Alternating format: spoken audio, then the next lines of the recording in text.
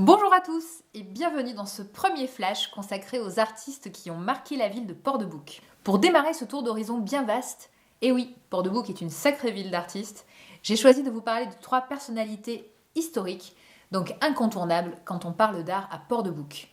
Fabien Menot, Raymond Morales et Francis Olive.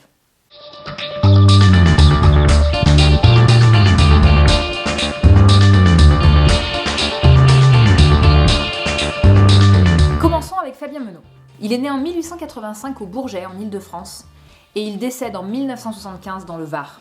Il démarre sa carrière dans les années 1930 aux côtés d'artistes engagés comme Jean Amblard, Boris Tazlitsky ou encore Marc Saint-Saëns. Ce sont tous des peintres qui, à l'heure de l'avènement de l'abstraction, vont se lancer dans ce qu'ils appellent la bataille du réalisme, c'est-à-dire renouer avec la peinture classique, au service d'une cause essentielle, représenter le monde du travail. Malheureusement, l'histoire de l'art a longtemps passé sous silence les œuvres de cette période, considérant qu'elles avaient peu d'intérêt, car souvent liées à ce que l'on appelle le réalisme socialiste. Alors le réalisme socialiste, c'est quoi ? À la base, il s'agit d'une tendance propagandiste née en URSS qui se caractérise par des œuvres souvent monumentales et allégoriques, valorisant la société ouvrière de l'époque. Il s'agit de compositions très stéréotypées et très édulcorées au service du régime politique. On y voit souvent, comme dans la célèbre sculpture L'ouvrier et la colcosienne de Vera Moukhina, des hommes et des femmes, athlétiques et heureux, mais reflètent-ils vraiment la réalité des choses ? En France, c'est très différent. Une forme de réalisme socialiste va s'installer auprès d'artistes engagés, oui. Mais d'une part, chacun va conserver sa liberté de création, il va être très difficile de parler d'art de parti, proprement dit.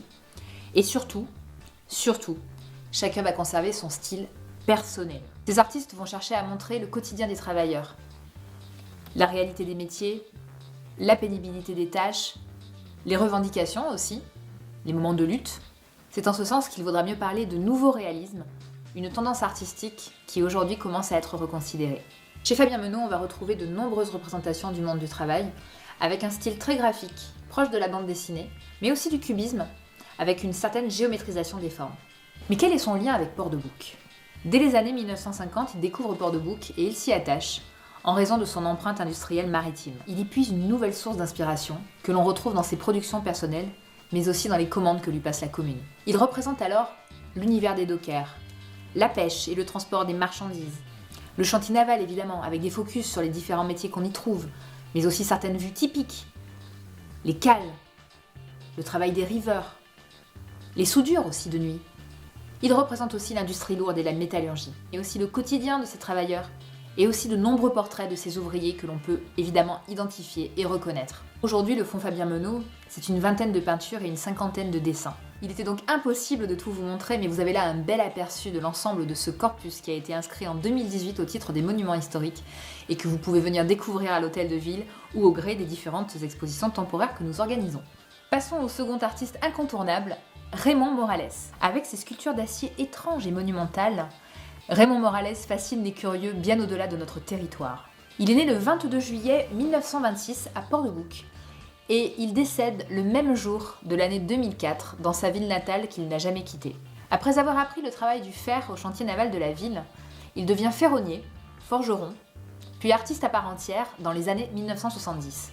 Il crée dans l'atelier de sa maison appelée la Maternité et il déploie l'ensemble de ses sculptures dans son jardin, qu'il ouvre au public de 1982 jusqu'aux années 2000. Archétype de l'artiste maudit, à la marge, il se fait pourtant connaître du monde de l'art, et il va même jusqu'à exposer au Grand Palais à Paris en 1980. Quelle est la nature de ces œuvres si intrigantes ? Raymond Morales est de son propre aveu un artiste engagé, qui cherche à délivrer des messages philosophiques dans des œuvres inspirées de la comédie humaine. Grandes ou petites, ces sculptures sont souvent anthropomorphiques, et mélangent le végétal et l'animal. Elles sont parfois violentes, grotesques, fantaisie, politiques, érotiques. Plutôt provocantes donc. Et où l'image du genre féminin est souvent questionnée. Stylistiquement, il est souvent rapproché de l'art brut. Alors c'est quoi ? C'est une tendance, théorisée en 1945 par Jean Dubuffet, qui consiste à caractériser des productions artistiques conçues sans connaissance de l'histoire de l'art et avec des matériaux dits peu artistiques. Ce concept s'applique d'abord à des pensionnaires d'hôpitaux psychiatriques comme Madge Gill ou Julie Barr, avant de concerner des artistes plutôt inclassables, souvent autodidactes, comme Alfonso Osario, Georges Baselitz ou encore André Morvan. Chez Morales, on va retrouver certaines constantes de l'art brut, notamment la distorsion des formes et le lien au fantastique. Sauf que notre artiste Port-de-Bouquin est féru de culture et se nourrit de beaucoup d'inspirations artistiques comme le primitivisme ou la figuration libre. Tout comme Picasso, Morales s'intéresse aux cultures tribales, qu'elles soient d'Afrique, d'Océanie ou d'Amérique du Sud. Il leur emprunte la spontanéité et l'imaginaire, mais aussi le lien étroit entre la forme artistique et la société. Religion, politique, idéologie. Et ce lien entre art tribaux et art brut se cristallise dans la figuration libre de Robert Combas et de Hervé Di Rosa. Cette figuration libre, on peut la rapprocher du travail de Raymond Morales, en ce qu'elle synthétise des formes d'art un peu originales, à mi-chemin entre beaux-arts, art du monde ou art appliqué, souvent fantastiques, ancrés dans leur époque et plutôt pop. Aujourd'hui, le corpus d'œuvres de Raymond Morales, c'est plus d'une centaine de sculptures de tous les formats, dont une partie a été donnée à la ville de Port-de-Bouc dès 2015. Vous pouvez en découvrir certaines dans l'espace public et d'autres dans les expositions temporaires que nous organisons. Recréerons-nous un jardin magique Raymond Morales ? Chut, peut-être. Troisième artiste de ce tour d'horizon, Francis Olive. Alors Francis Olive est né à Port-de-Bouc dans les années 1940. Avant de vivre de sa passion de l'art, il est salarié au port autonome de Marseille. Au début des années 1970, la ville de Port-de-Bouc lui donne la possibilité d'installer son atelier au Château Saint-Gobain, l'actuel centre d'art Fernand Léger, un lieu qu'il n'a d'ailleurs jamais quitté. Il y produit toiles, sérigraphies, sculptures, alors même qu'il participe au rayonnement artistique de la ville, par le biais du Salon méditerranéen des arts plastiques, lui permettant de se lier avec des artistes de la région, comme Georges Briata.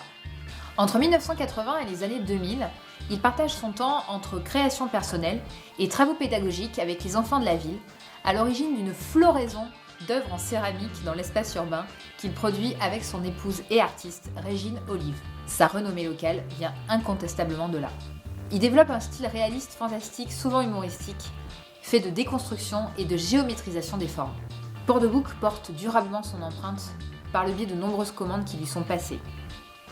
On lui doit le logo de la ville, le monument aux morts, la plaque commémorative de Clément Mille, mais aussi celle de Youri Gagarin qui vient à Port-de-Bouc dans les années 60, la peinture murale du gymnase François Billoux. À la suite de ces grandes commandes, il va développer dans les années 2010 une pratique plus intimiste associant sculpture et peinture. Il crée la série des Spins. Il s'agit des aventures d'une famille drôlatique que l'on suit à travers des peintures monochromes, mais aussi de sculptures en étain. Et c'est dans ce travail que l'on va retrouver la synthèse de ses recherches formelles qu'il fait voyager un peu partout dans la région. À suivre donc. Merci d'avoir suivi ce premier flash d'une série qui fera la lumière sur les artistes d'hier et d'aujourd'hui. À bientôt!